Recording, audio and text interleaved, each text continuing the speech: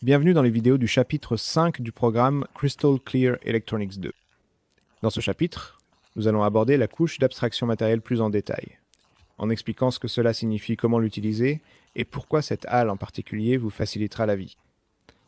Le présentateur d'aujourd'hui est Szabolcs Vereb, un ingénieur électricien qui travaille actuellement comme professeur assistant à l'Université de technologie de Budapest. Bienvenue à tous.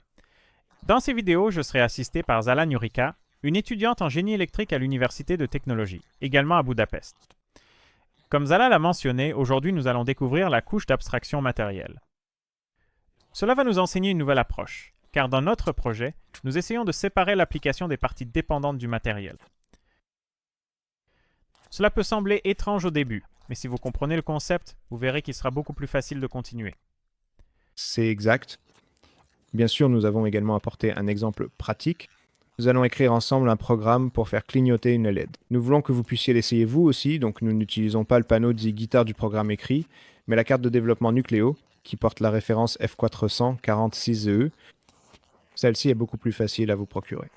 Vous trouverez cette carte dans la liste des composants sur le site web. Nous avons également préparé une vidéo supplémentaire pour vous montrer comment porter un projet. Cela signifie que nous allons vous montrer comment transférer un projet d'un microcontrôleur à un autre. Restez avec nous pour les vidéos du chapitre 5 de Crystal Clear Electronics 2.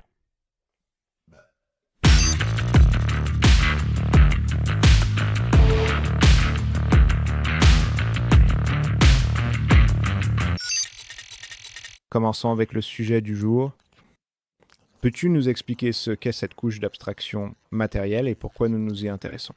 La couche d'abstraction matérielle, ou HAL en abrégé, sert à rendre toutes les fonctions matérielles accessibles au programmeur sans qu'il ait besoin de connaissances ou d'études spécifiques sur le matériel. En effet, il s'agit d'une bibliothèque logicielle qui configure les registres d'un appareil selon une logique spécifique, cachant ainsi au programmeur la manière exacte dont les registres sont paramétrés. La couche d'abstraction matérielle sera désormais désignée par l'abréviation HAL, qui est utilisée en raison de ses initiales anglaises signifiant Hardware Abstraction Layer. Cette désignation est couramment employée dans le domaine de l'informatique et de l'ingénierie logicielle. Dans cette illustration, que nous allons vous montrer dans un instant, vous devez imaginer le système de la manière suivante. Nos applications d'exemple écrites sur un microcontrôleur doivent généralement accéder à divers périphériques tels que les ports et les minuteries. Normalement, nous pouvons le faire en écrivant et en lisant les registres depuis le programme. C'est un peu contraignant pour nous car nous devons connaître l'adresse exacte de ces registres dans le microcontrôleur. Et nous devons également connaître la signification de chaque bit dans le registre. Bien sûr, ces informations se trouvent dans la fiche technique du microcontrôleur, mais en général, ces documents font des milliers de pages et il faut parfois beaucoup de temps pour trouver l'information nécessaire. C'est précisément ce problème que la HAL a été conçue pour résoudre. Elle fournit essentiellement un ensemble de fonctions descriptives pour écrire et lire les registres que nous pouvons appeler depuis notre programme. Comme vous pouvez le voir sur la figure, la HAL se situe entre l'application et le matériel. Le rôle de la HAL est très important pour garantir la portabilité du logiciel, et cela est crucial. La portabilité signifie que le logiciel, ou certaines parties du logiciel, n'ont pas besoin d'être réécrits si vous exécutez le code sur un autre appareil. Pour les dispositifs embarqués, cela signifie rarement que l'ensemble du logiciel peut être utilisé sur un autre appareil sans modification. En général, l'objectif est de minimiser la nécessité de réécrire des parties du logiciel si, par exemple, vous souhaitez utiliser un autre appareil au sein de la même famille de microcontrôleurs. Il y a peu de recoupement entre les fonctions de la bibliothèque HAL des différents fabricants, donc le code n'est généralement pas portable lors d'un changement de famille. Prenons un peu de recul par rapport à notre système embarqué et réfléchissons à ce que pourrait signifier une couche d'abstraction matérielle pour un ordinateur. Supposons que nous connectons une souris à un ordinateur personnel ou à un ordinateur portable. Le programme sur l'ordinateur a seulement besoin de savoir où vous cliquez et quel bouton a été pressé pour que quelque chose se produise. Peu importe la marque de l'appareil, qu'il soit rétroéclairé ou qu'il utilise une connexion USB ou sans fil. Pour les ordinateurs, cette fonctionnalité est assurée par les pilotes. Le rôle de la couche d'abstraction matérielle est très similaire. Elle fournit à l'application les informations importantes en masquant le fonctionnement physique et les dispositifs matériels peuvent même être remplacés. Supposons que vous vouliez faire clignoter une LED avec votre carte de développement.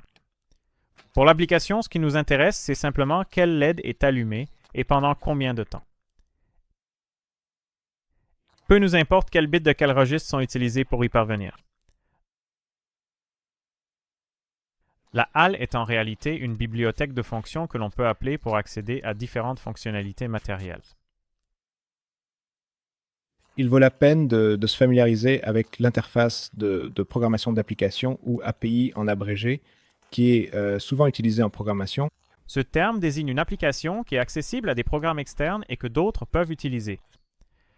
Il ne s'agit pas d'une interface graphique, mais de fonctions et de variables qui peuvent être appelées de l'extérieur par un autre programmeur, sans aucune connaissance interne du programme, en se basant sur la documentation. Notre carte de développement contient un microcontrôleur STM32 fabriqué par une entreprise appelée ST. Pour simplifier la programmation, le fabricant fournit la bibliothèque STM32HAL.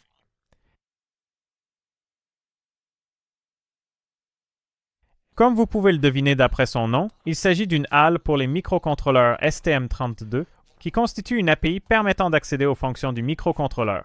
À partir de maintenant, nous allons utiliser la bibliothèque STM32HAL, mais ce n'est pas la seule bibliothèque pouvant servir de couche d'abstraction matérielle.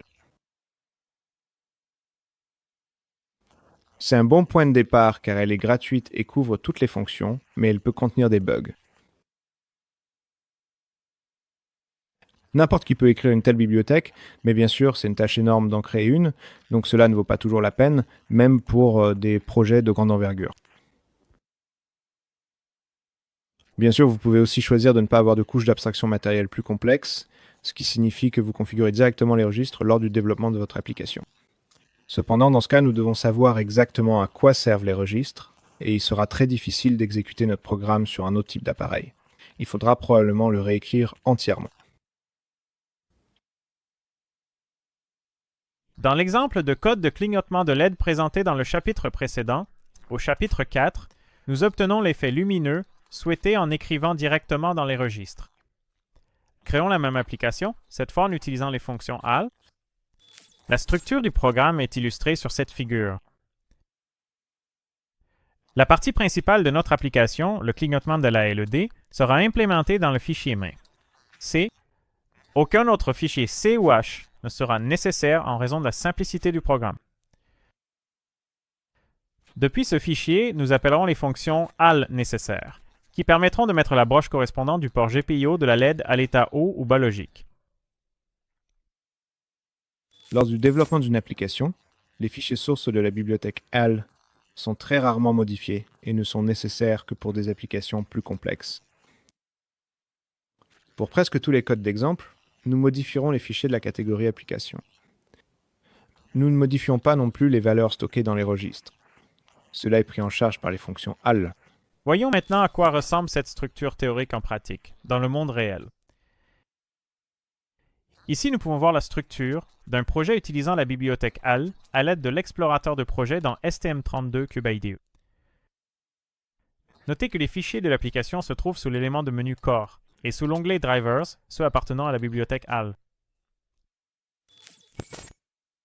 Dans la prochaine vidéo, nous commencerons à écrire le programme de clignotement de LED en utilisant le STM32 HAL. À bientôt. À bientôt! À bientôt.